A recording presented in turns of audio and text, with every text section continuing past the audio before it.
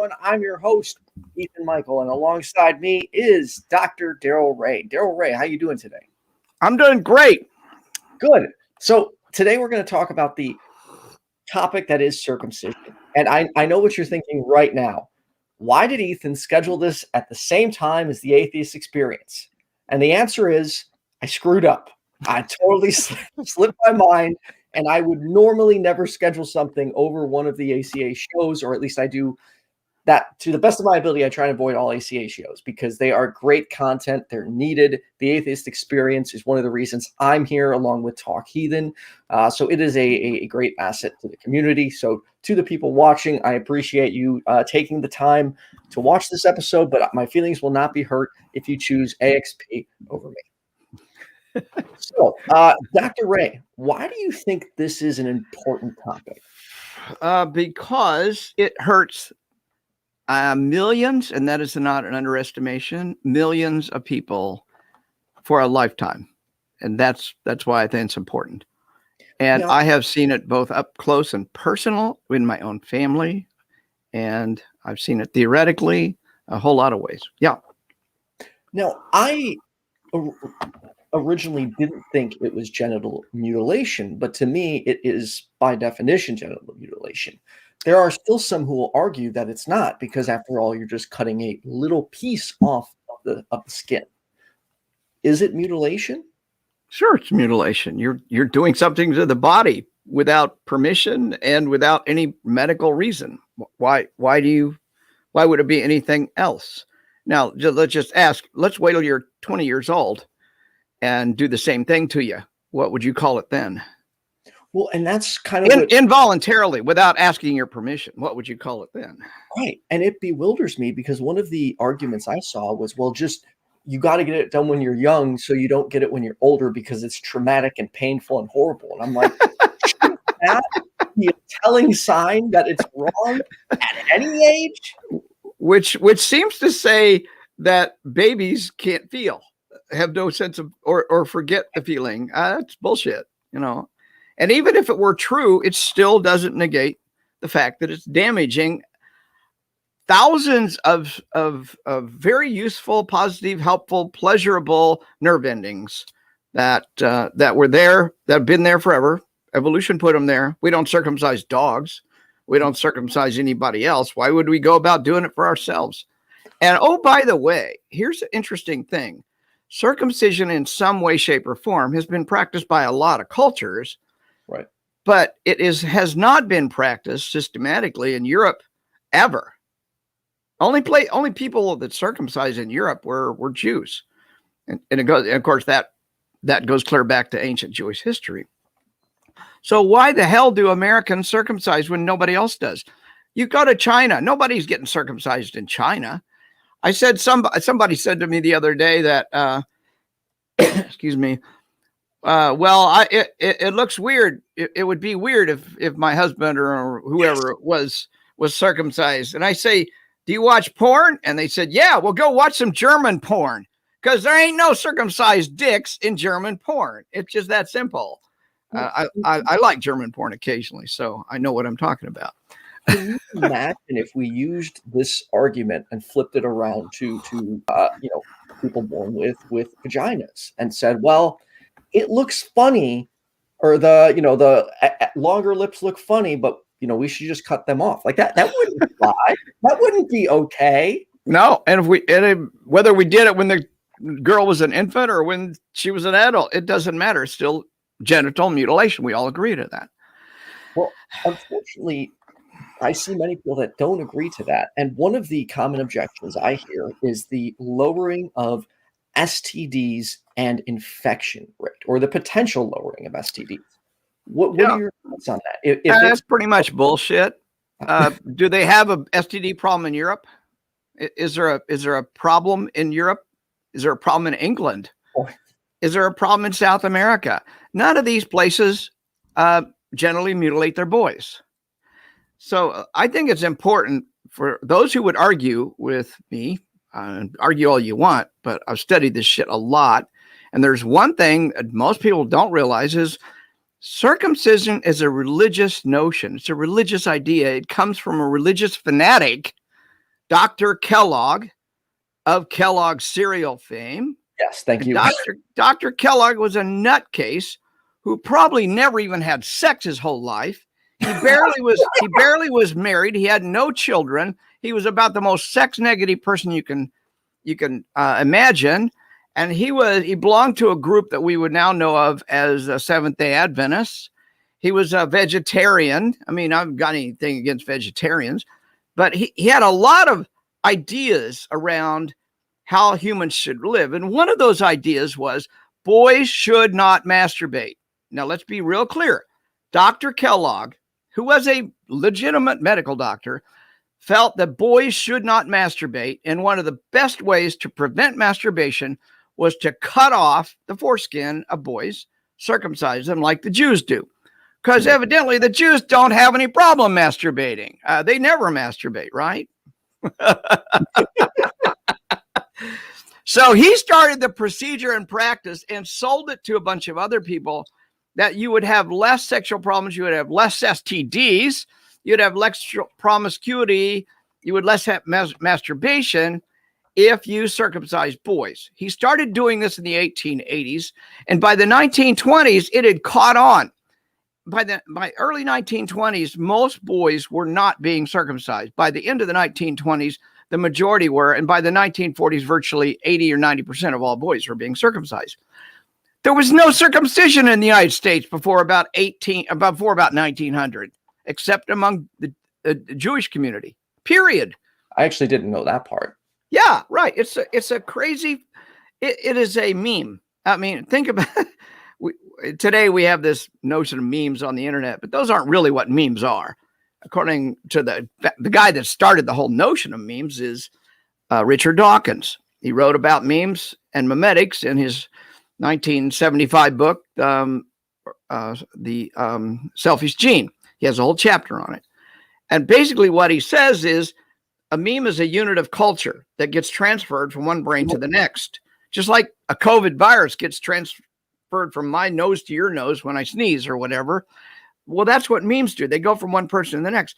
And sometimes memes spread really rapidly throughout the culture. I mean, a Britney Spears song can spread out within days, you know, that kind of thing, a pop culture. Well, this was a meme spreading throughout the culture that had a negative function to it. And we have lots of examples in history of memes spreading throughout cultures that had negative consequences. For example, witches caused diphtheria or typhus. So let's burn some witches. Well, that spread throughout Europe in the early 1500s. And 250,000 women were burned at the stake for being witches that caused disease. That is a destructive, or what you might know of as a parasitic meme. Well, that's all circumcision is. It is a parasitic meme. It does damage to the human body and then justifies it post hoc. No, that's my sermon for today. Just say, oh man. So for some reason, we can't say masturbate in the comment section. A couple of people are trying to say it, and it only works if you spell it wrong. So I am not blocking people from saying masturbate. Not at all. I don't know what's going on or why YouTube is apparently preventing it, but it's showing up in my StreamYard, but not YouTube. So I don't know why. That's kind of weird. Masturbate, normalized masturbation, and the word masturbation. Absolutely. Go fucking masturbate. There you go. There's an important point that we didn't touch in on, and that's the Kellogg guy. Not only did he advocate for cutting off the foreskin of the male penis, but also just apply a little carbolic acid to the woman's clitoris. Yep. Yes, he advocated for pouring acid on women's clitoris. Yep. And because of that person, we are cutting the foreskin of the penises of men. Exactly. And I know some women make the argument that it looks weird, as we touched on earlier. But again, it only looks weird because you're used to it that way. Right. If we switch it the other way, so like I heard one person say, well, they didn't want their kid to get bullied over it. The kid's not going to get bullied over not having his foreskin cut off. And if everyone stops cutting off the foreskin, it becomes normal and expected like it is in other countries. Right. Well, it's good. I'm happy to report that circumcision has been declining rather significantly in the last 10 years. There's been I don't know if you're familiar with oh gosh, what's it called? It's a whole movement against circumcision. There's a big organization. I actually belong to it. I just drawn a blank on the name right now. But there's organizations that are out there trying to raise awareness around foreskin removal and mutilation of male genitals. Foreskin reclaimers? Nope, no. It's I'll remember the. Oh dang it! I'm sorry. I'm just forgetting. I almost interact with these people every day, and it's old timers disease, I think, going on here. I don't know. But yeah, there's an entire organization that's doing a great job. They're a nonprofit. They actually do demonstrations out in front of places like hospitals, and they wear white outfits with a big red dot around the genitals to show bleeding or to imitate bleeding.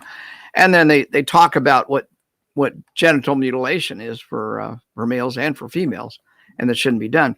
Now let me go back to our earlier discussion a little bit. What people don't realize is that, yeah, males are being genitally mutilated, but like you said earlier, Kellogg advocated female genital mutilation as well, because the clit was the source of the devil. It was a place where women expressed their sexuality. It was a dangerous place, and women are filthy and dirty. And oh, by the way, Kellogg believed this shit, and he practiced it. It wasn't theoretical to him. Later, as in the early 1900s, there were many cases of female genital mutilation by U.S. doctors, by Christian doctors, by people who should have known better. They were genitally mutilating women. This is not new to our culture. So these two things start at the same time. As you mentioned, Kellogg was very into female mutilation, and certainly into stopping females from masturbating. He noted early on in his career that little girls would play with their clit. Well, who wouldn't? If I had a clit, I'd play with it.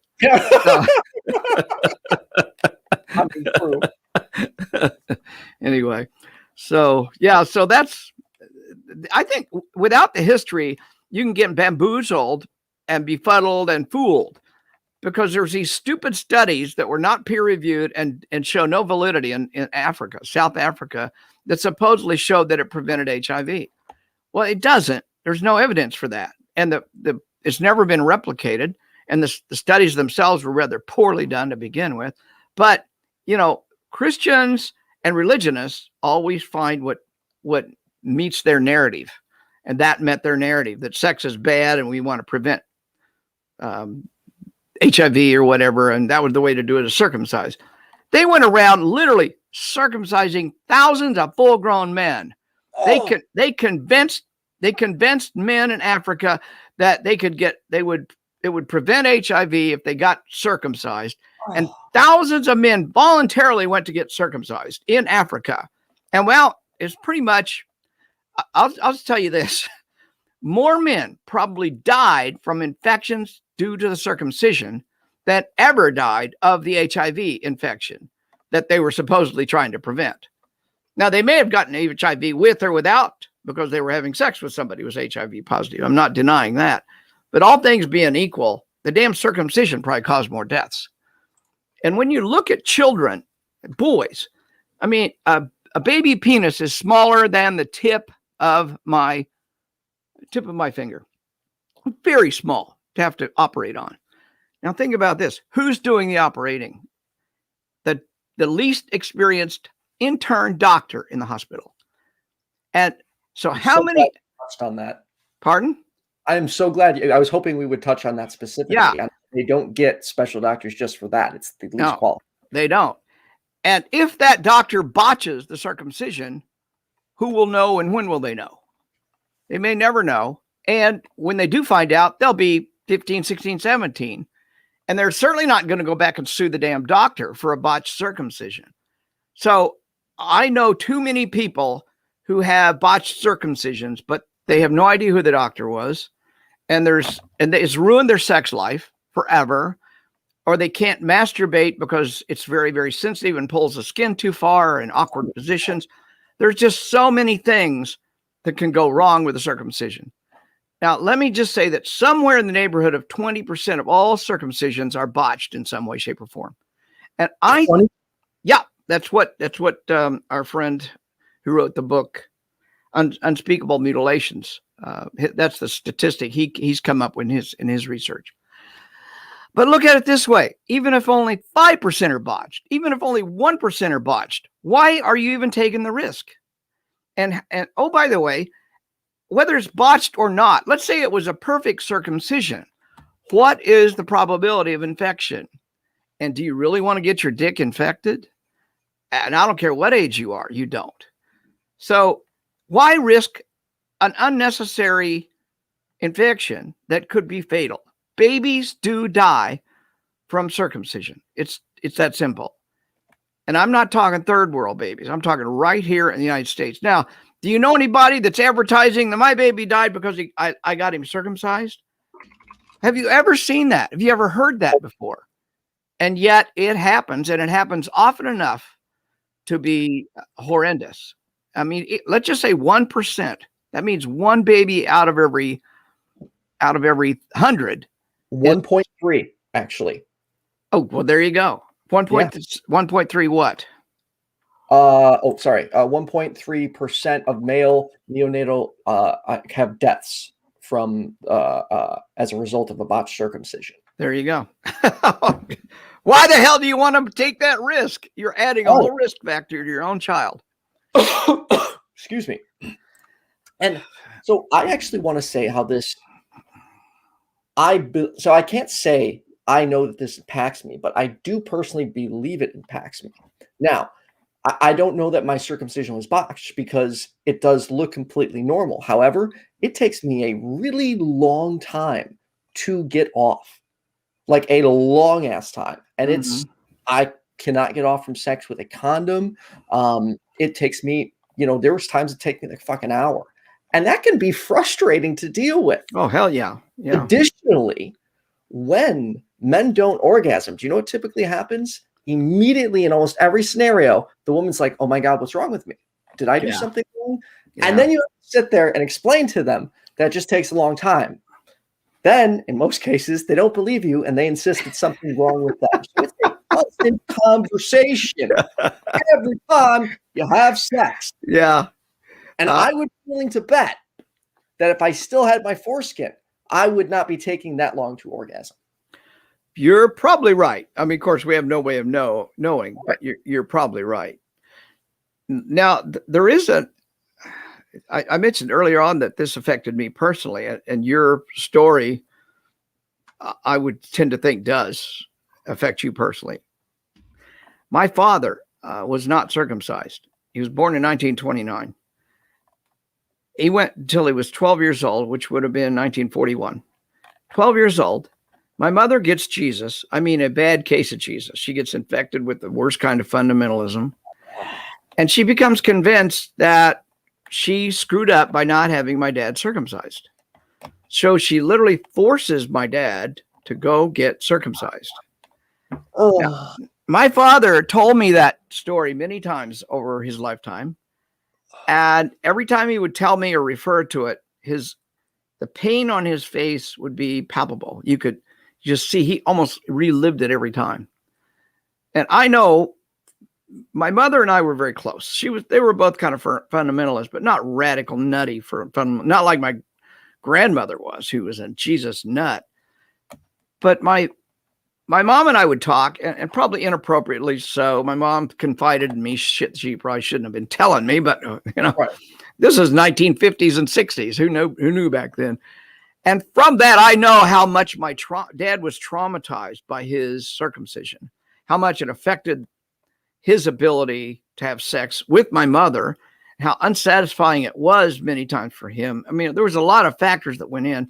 Maybe not all of them were a part of being circumcised. Another part, maybe he was just raised by a very sex negative woman. I mean, mention the word sex to my grandmother and she'd get pissed off and want to spank you. I mean, Oh, damn. she only had one kid, and it wasn't with the guy I knew as a grandfather. It was with another man that she was briefly married to. And then she didn't bother to get divorced from him for 12 years, even though she's living with another man. And then she gets Jesus. So all this guilt and shame around having a baby and living with a man and all this, she carried that into my dad's life. So there's more than a circumcision. I'm just saying circumcision doesn't cause every problem, sexual problem, but it could contribute. And I'm pretty damn sure it contributed to my father's. That would be a horrific thing to endure as an adult. And if I let's say right now I wasn't circumcised, I couldn't imagine letting a woman talk me into that. But I guess it's your life partner. If they're really backing you into a corner, you don't know better. You don't want to lose them. You're scared. Like, those are all powerful motivators. But well, he was 12 years old and she was his mother. That's a whole different dynamic in and of itself. You think your mother knows right, you know, and all that. Well, but there is another angle. I'm sorry. Go ahead. No, I was just going to say, like, that brings up another point. I had a couple people insist that it is the right of the parent to choose. What are your thoughts on that?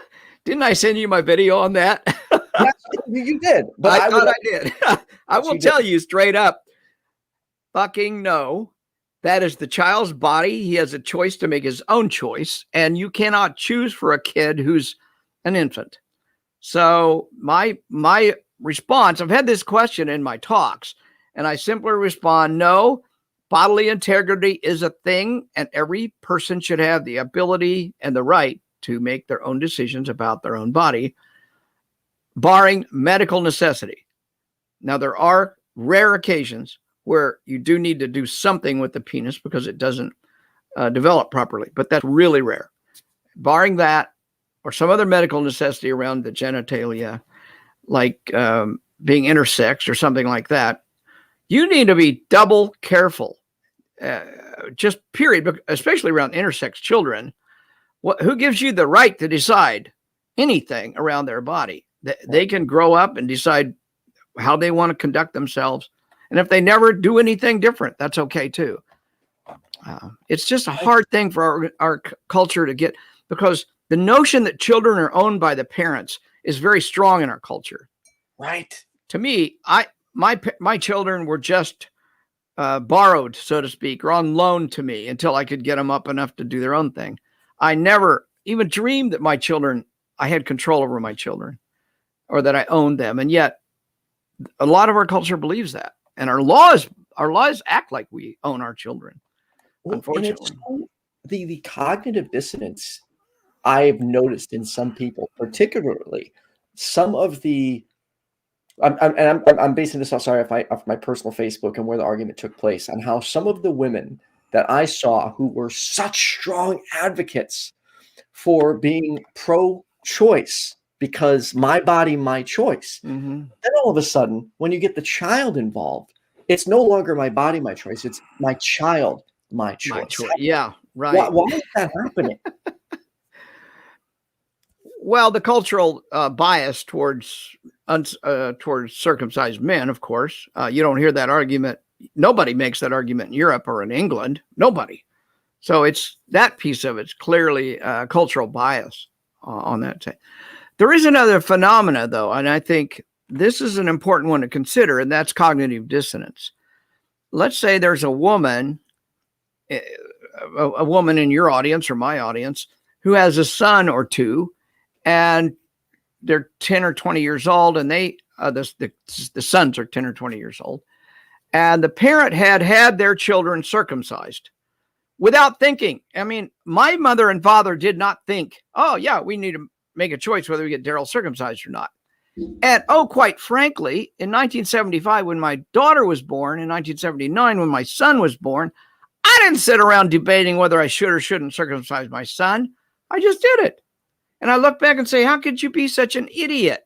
How could you just buy into this cultural norm? That's what I see now. But that's how powerful the cultural norms are. And that's what happened to me and my son. It's what happened. It It's just the way the culture operates. Now I'm questioning it. And I look back and say, damn, I wish I hadn't done that to my son. Well, think about the mother who's got 2 sons and just 10 years ago had them both circumcised without thinking. And then you or I stand up in front of them and say circumcision is wrong, should be their choice. Well, there's some cognitive dissonance there. They may feel guilty about having had their son circumcised. So how do they resolve the cognitive dissonance? They resolve it in favor of, well, it's my right as a parent. Right. So we have to factor in their psychological factors here. And it's ultimately caused by our damn culture is what it is. But it's still a problem. And we need to talk out loud about it, which we're doing today. Thank you, Ethan.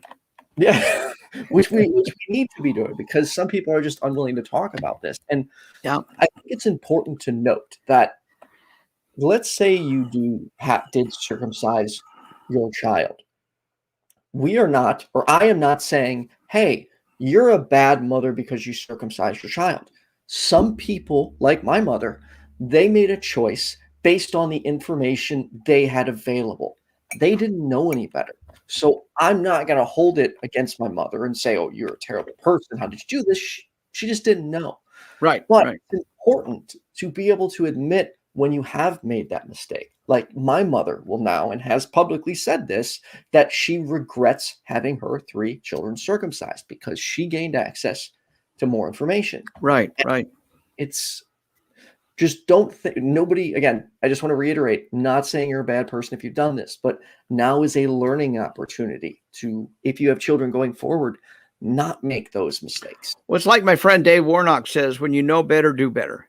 And that's where we're at right now. I did not know better. I know better now. If I had another child, I would never circumcise them. I would do everything I could to prevent that.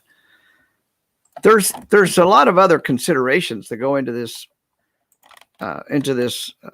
piece that we're talking about around circumcision, but I don't know where you're at, whether you want to move on or. I want to touch base on everything, but I did want to ask one question regarding this is, what do you say? Because one of the common objections I've seen is parents saying, like, I don't want my child to get picked on or made fun of. What do you say to that? Because some are genuinely concerned that their child will be picked on. So from their eyes, they're just trying to look out for their child's best interest. Yeah, it's the same argument you heard years ago. I'm not racist, but I don't want my kids wearing a white child or marrying a black child because then our kids will get made fun of. It's the same argument. Just because you're a little different in a way that nobody else is, or very few other people are, that's just the way life is. We're all different in some way. I got made fun of when I was a kid. I won't even go into the story about that, but it's just the way life is. So it's a pretty stupid argument. Okay, get on an airplane and move to Germany or England and go to the locker room as a boy. And you're going to be the only one that's circumcised in the locker room. And they're all going to make fun of you there in England. So is cultural conformity that important to you? That's a really good point. It depends on what culture you're in, whether you're going to get made fun of or not. Now let's move to another culture, because I think this is hideous. Islamic is mutilation, genital mutilation of females or males, and I do not equate the two. Don't hear me saying that. They're both bad. Female is far worse, but both are bad. So why should we do them to anybody? But it is not a mandated practice in Islam. However, it has been practiced in Islam since the very beginning, because Muhammad even talks about how to cut girls in the Hadith. They actually kind of talk about how you do that. Now, some sects practice some kind of circumcision. Other sects don't practice it at all. If you've read Ian Hershey Ali's book, or if you've heard of her and her book, Infidel, I believe it is, she tells the story of her own circumcision, her own female genital mutilation, and her brother's. But the way they do it in these cultures, in most Islamic cultures that practice it, and a lot do, but not all, they wait until you're 12 years old. And they throw a big party and they say, oh, guess what? Today is your circumcision day, without ever telling you what it is. Oh. And with no anesthesia, you get circumcised and everybody has a big party and celebrates. and you're sitting there bleeding. And of course, it's done by what would be kind of like a midwife or somebody who's not trained in surgery. It's crazy, but you're at 12 years old. So, I tell you all this because I have a pet theory here, and I think you might find it interesting. Your listeners might. In cultures where genital mutilation is done later in life, and I mean like 12, 13 years of age, there's quite a bit of evidence that those cultures have experienced trauma. Does it surprise you that my dad experienced trauma as a result of his circumcision at 12 years old? I don't think anybody would be surprised at that. Would it surprise you that pretty much every male and every female in major sects of Islam have been traumatized, have been totally traumatized by genital mutilation, both boys and girls? Now, what if you take an entire culture and you traumatize every human being in that culture at 12 years old? What are you going to get when they're 25 years old? And how are they going to treat their children? Imagine an entire culture that's traumatized. That's what I think we're seeing in Islam. We're seeing entire groups of Islamic culture are traumatized for life. There's no treatment, there's no escape, and they probably had a botched circumcision, or they may have. I mean, the purpose of female genital mutilation was to make sex less pleasurable for girls and women. And if it was successful, that's traumatizing. There's so many things about this that are just so evil. I mean, if there is evil, this is an evil practice. It is. And sad, I think one of the mistakes, even like I'm making right now, is still calling it circumcision. Yeah, so it's genital mutilation. What it is. But if I put genital mutilation as the title, people probably wouldn't know what I was talking about. Or they deny it. Like an example would be when one of these people was saying how it's not mutilation, it's circumcision. And then also when we talked about spanking, saying it's not child abuse, it's discipline. Like they're just taking what it is and renaming it and somehow justifying it in their head. Right. Yeah. That's exactly what they're doing. And we have to start pushing back against this renaming and reframing. They're trying to frame it as a good thing when it's an evil thing, actually, a very bad thing. So we need to kick back, and that's what we're doing today. We're pushing back on this because I want every listener out there who may have a baby in their future I want them to be conscious of the decision they're making, as opposed to me when I had my son or my brothers and sisters who all got circumcised. My parents did not think about it when they did it to me, and I didn't think about it when I did it to my son. But everybody listening to this right now has it embedded in their head. Don't fucking mess with your kids' genitals, male or female, period. Let them make this. If they want a circumcision when they're 19 or 20, go do it. Nobody's going to stop them. I'm sure they'll find a doctor that would do it. And he'd be under anesthesia probably. Oh, do you by chance know the answer to this question? How many different varieties of female genital mutilation are there? Infinite number, because nobody does it the same. Same thing for male circumcision, male genital mutilation. There's no one way to do it. If you go to the South Pacific, especially in New Guinea, there are cultures there, among other places. Read Sex and Culture in Three Primitive Societies by Margaret Mead, I believe it was. She talks about the different types of genital mutilation. I mean, of course, she calls it circumcision. Right. But what you see in other cultures is each one of them practices a different kind of cutting. It's still cutting. It's still mutilation. They have ritualistic ways of doing circumcision. It's still cutting. It's still abuse. It's still mutilation, but it's just different than what we'd see in the West. Right. And in fact, there's all sorts of ways that you can cut the foreskin so it'll hang down. Well, you can tie it off. I mean, there's lots of things. There's some cultures that take pride in how long they can make their foreskin.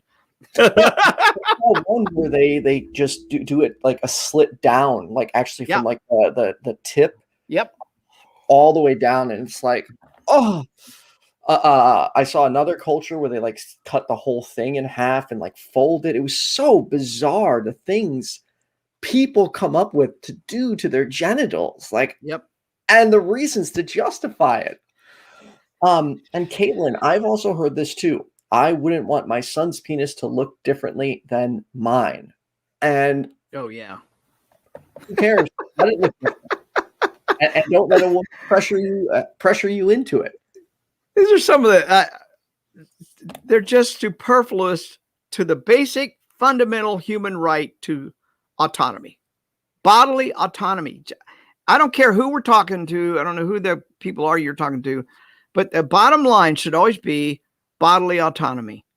And beyond that, it's totally the choice of the human being that owns the body.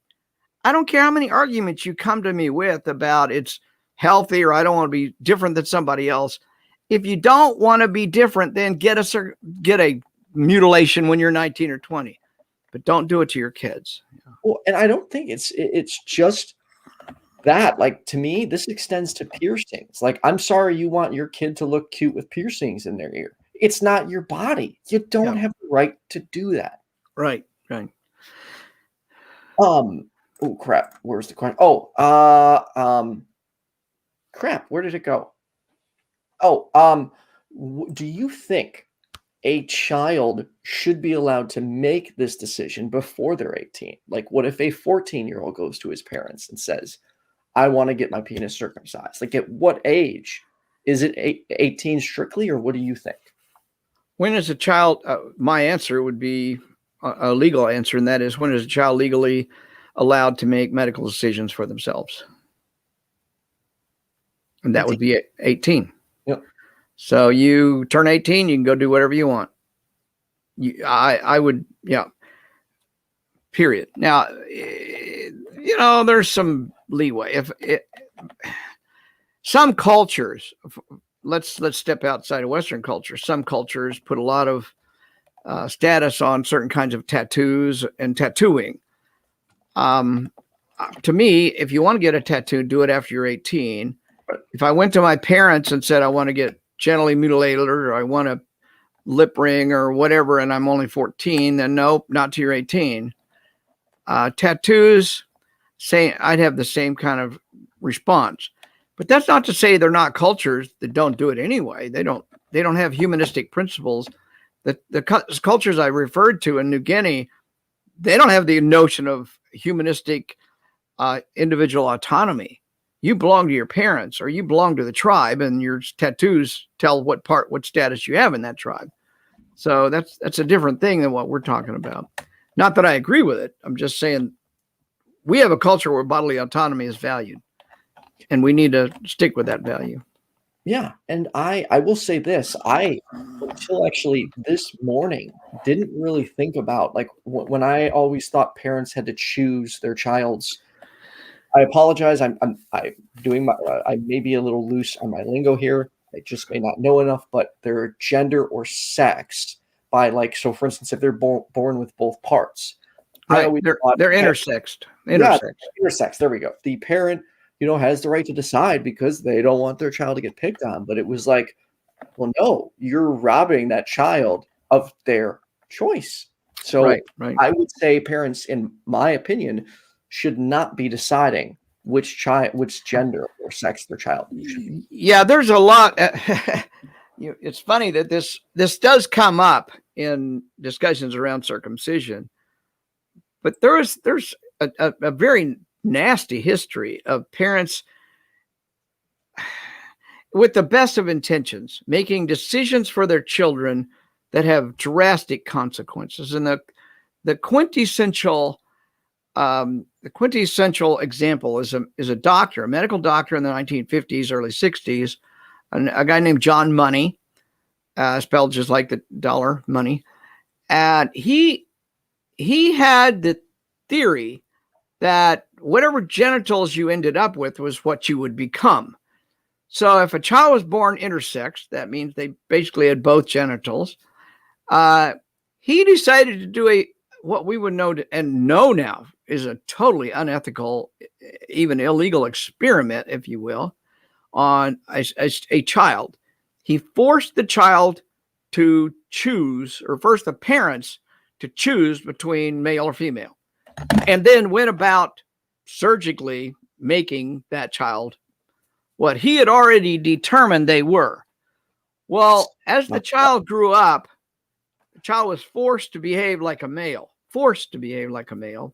Now, my details may be a little wrong, but the arc of the story is correct. He was forced to behave like a male. He gets older and older. He feels like a female. He tries to express himself as a female. He gets pushed back everywhere else. John Money stays involved in this guy's life for 20 years or so.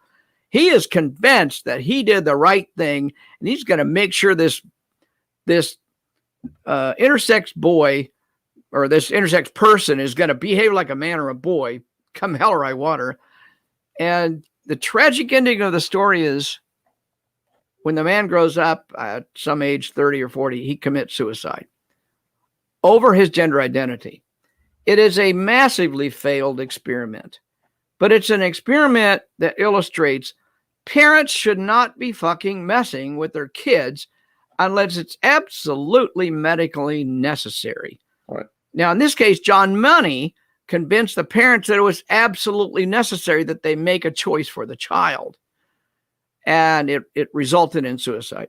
He chose the wrong sex. Maybe if he had just chose female and, removed the male genitalia, it might have looked like the experiment worked. And then we'd be in real trouble. Yeah. So anyway, the John Money case study is a horrible example of medicine being misused, and circumcision and medicine claiming that circumcision has a medical value is medicine being misused. Period. Right. No questions about it. I hate the whole just gender construct ideology. It's the fact that men are supposed to act a certain way and women are supposed to act a certain way. All that. I guess I don't want to get off topic. Never mind. That's a topic for another show. Anyways, Dr. Ray. I think it's hard to get away from getting off topic in the sense that circumcision is about choice. Circumcision is about bodily autonomy, and there's a lot of other areas that we kind of have agreement about. We agree that you shouldn't genitally mutilate girls. We now agree that you ought to be really careful about gender assignment of intersex children. So we're slowly but surely. We didn't have this language 20 or 30 years ago. We didn't have good science 20 or 30 years ago. So now we're seeing this science, and kind of the science is helping inform our values.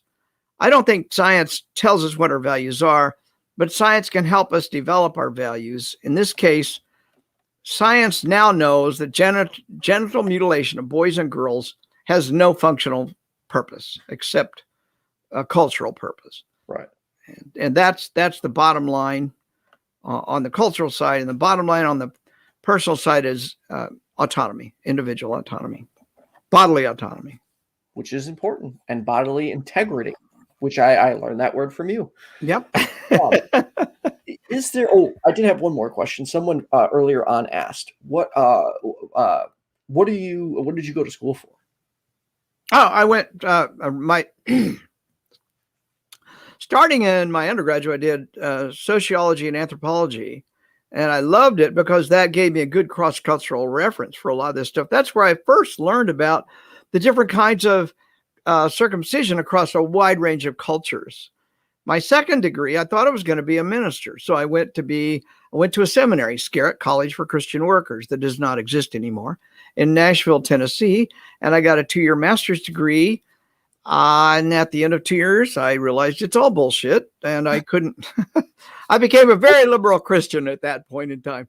Now, the beautiful thing about going through seminary at this particular spot was, it sounds a little crazy. This is a Christian seminary, but it was a liberal Methodist Christian seminary in Nashville. And that's hard to believe, I know. And there were tons and tons of LGBTQ people at this seminary. I couldn't believe how many gay guys hit on me when I was in seminary. I'm not gay, and that's okay, but it was just a new experience for me because here I am, a naive Midwesterner who's never met a gay person in his life that I know of. Now I'm in seminary, and they're all over the place. I learned a lot right there about human sexuality. All my gay friends and I, we'd sit and talk for hours about this shit. And then I went on after that to get my doctorate in counseling psychology at Vanderbilt. And then a couple of years later, went into clinical psychology. I practiced clinically for about 10 years. And then I went into organizational psychology for my main part of my career, but I never got far away from clinical or counseling psychology. And I did a lot of personality testing and diagnostic work and all. So it was a great career. I'm really glad I got the anthropology stuff, and I'm glad I got the religion stuff, and I'm glad I got the psychology stuff, because you put all that together and it really gives you a big picture of what humanity and human sexuality and culture all does to us. That's why I wrote my books. I'll pump them now. Sex and God. Please. And The God Virus. That's why I wrote these two books, was from not just from that training, but from the experience I've had. I mean, over a course of a 40-year career, I have encountered a lot of people, and most of those people had some kind of sexual issue. So I've heard if I haven't heard it, it probably hadn't, nobody else has either. It's pretty rare. Although I will say I keep hearing of new kinks every now and then I haven't heard before. Same here. I learn about new ones all the time. And I it's funny. I was very, raised very sexually conservative. So I remember the first time someone on Facebook, it was a girl, started referring to guys she were interested in as daddy. And my conservative brain was like, what's wrong with you? And I, like a fucking jackass, was like, is there something wrong with you? Yeah. And I was like, I was a fucking asshole. And she basically told me to fuck off. She had every right to. Yeah. After like kind of learning more and educating myself and getting exposed to all this, it was like, holy shit. And now to this day, I wish I could go back in time and so I could find out her name somehow and apologize to her, because I was a fucking asshole liking to use the word daddy. Like, who gives a shit? Who cares? Let people do what they want as long as their enthusiastic, informed consent is involved. Well, you're in a big crowd. I won't say good crowd, but a big crowd. We have all done something like that. I will raise my hand and say, I have fucked up like that myself. So it's a learning opportunity. It's a learning experience. And let me jump on that just a little bit. And that is that our language is changing rapidly. Our culture is changing rapidly. And some of us adapt to it slower than others. I mean, I'm 70 years old. I have to work hard to adapt to all this shit. You adapt pretty well. Well, I'm trying to work it. And, for example, if I've known a person who had a gender expression one way and they changed the gender, and I've known them for years maybe, and now they're the opposite or whatever, I have to really, really focus on, calling them she and her maybe, or he and him. It's difficult. And I want to just ask, especially those people who are much younger than me, to gently help us that are older to adjust to this new cultural norm. I'm 172% in favor of it. Every rationale makes total sense to me, but that doesn't deprogram my brain. So if your grandma, who's a nice, loving person and is supportive of you, misgenders you occasionally, don't get all pissed off and angry and mad and said, or maybe they dead name you occasionally or something like that. And I mean, the equivalent of that and whatever else, or they aren't too sure about your partner because you're gay. There's all sorts of reasons why people would have a hard time adjusting. I said, just be gentle with them. You're probably going to get them to come over and change their behavior quicker if you don't lambast them. If you help them, if you just gently remind them, that's not my name, Mom, this is my name, or something like that. I've just seen too many people basically make enemies out of their own allies, out of their own closest, loving friends and relation, because they can change just like that.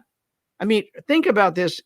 If you've made a change over a course of 6 months in your life that fast, you're interacting with people who've known you for 20 or 30 years, it's a whole lot different thing. It's your change, not theirs. And they have to get used to the fact that you have made that change. Right. And it's a perfectly good change. There's nothing wrong with what you're doing. Just try and educate the people around you, and don't lambast them or get upset with them.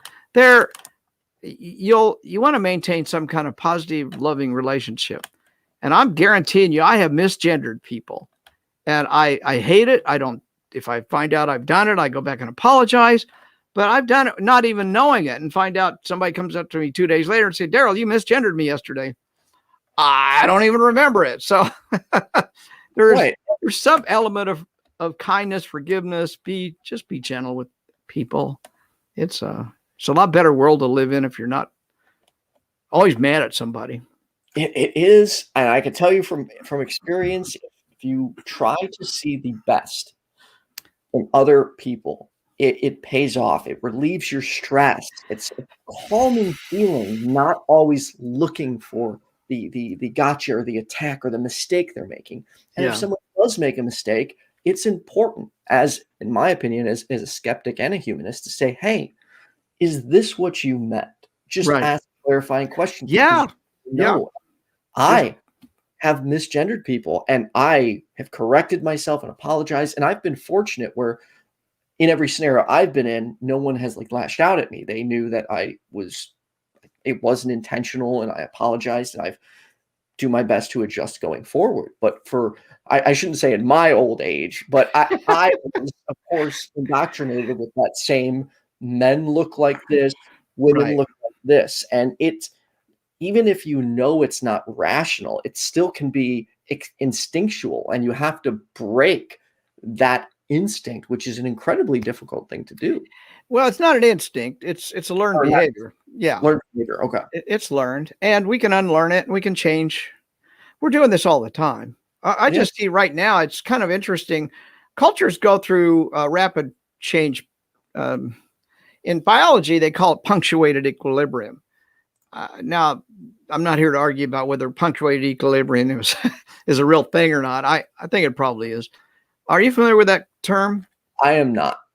Well, it's basically in biology that evolution generally doesn't change very much, and then something happens. Asteroid hits the Earth, and then all of a sudden there's a lot of change genetically, or in the DNA, or in the evolution of a given organism.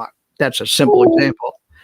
So, but I see the same thing happen culturally, and as we've mentioned earlier, memetics talks about this, that cultures go through rapid changes as a result of perhaps a war. I mean, what kind of changes did Germany go through as a result of World War II, for example? And what did the United States go through as a result of the Great Depression? I mean, there's huge events that bring about fast, rapid change. And I think right now we have been building and building slowly, but very steadily up to a very rapid change. And that's where we're at right now.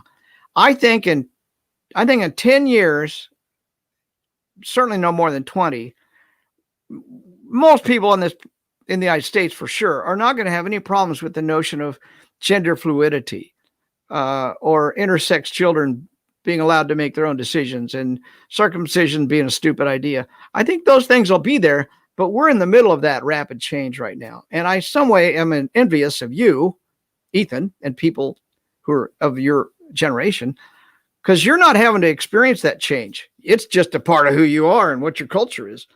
You're not. I look, Dr. Ray. What? I'm a decade older than you think I am. Well, I don't care how old you are. You're nowhere near old as I am. No, that's true.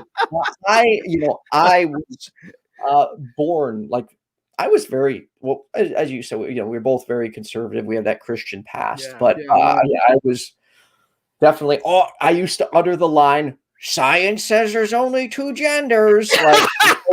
Yep, I was taught that, and I didn't question it.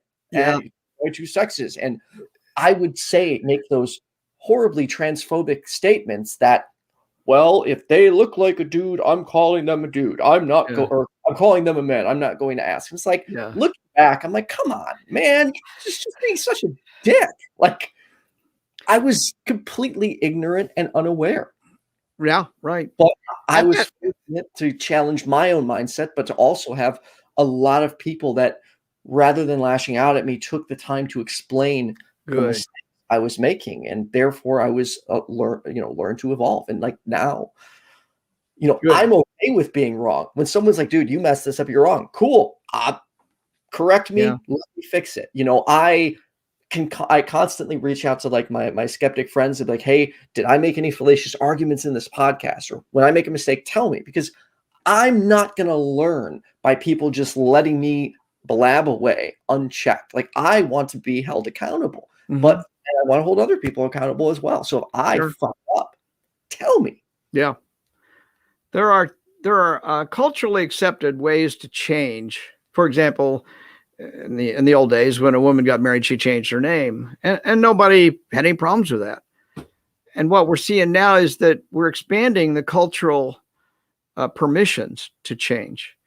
I mean, I know people who just don't like their name their parents gave them, so they change their name, and nobody seems to mind about that. Whereas that was unheard of when I was a kid, and now we're seeing that happen. And we're also beginning to see people who said, the gender I was assigned is not the one I feel I am, and I'm going to change that. And I think we're going to see a greater acceptance of whatever that person chooses in the near future. And the rest of the people are going to become dinosaurs, and who knows what'll happen before they die off. Anyway. The last thing I want to say is I remember, like, my best friend and I were both very Republican.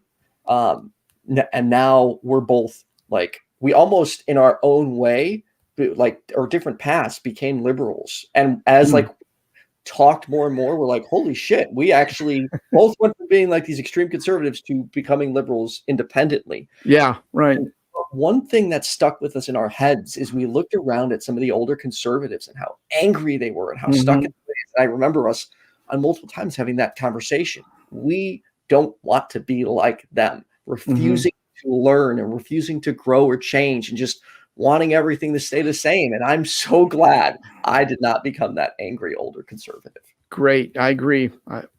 I see so much anger among conservatives. The world's changing. Get used to it. I mean, being angry about it isn't going to slow it down or change it a bit. It just makes it life harder on you. Anyway, so we've gone on with some new topics I didn't think we'd talk about, but they were all good. Thanks. Dr. Ray, is there anything we didn't touch base on? We didn't touch base on recovering from religion and the big fundraiser that's coming up that you are responsible for. Thank you, my friend. It's a joint effort. I have the help from a lot of people. Yeah. So what we'll do is I'll just take a quick second and I will play that the promo video so you can see all the awesome people that are going to be involved.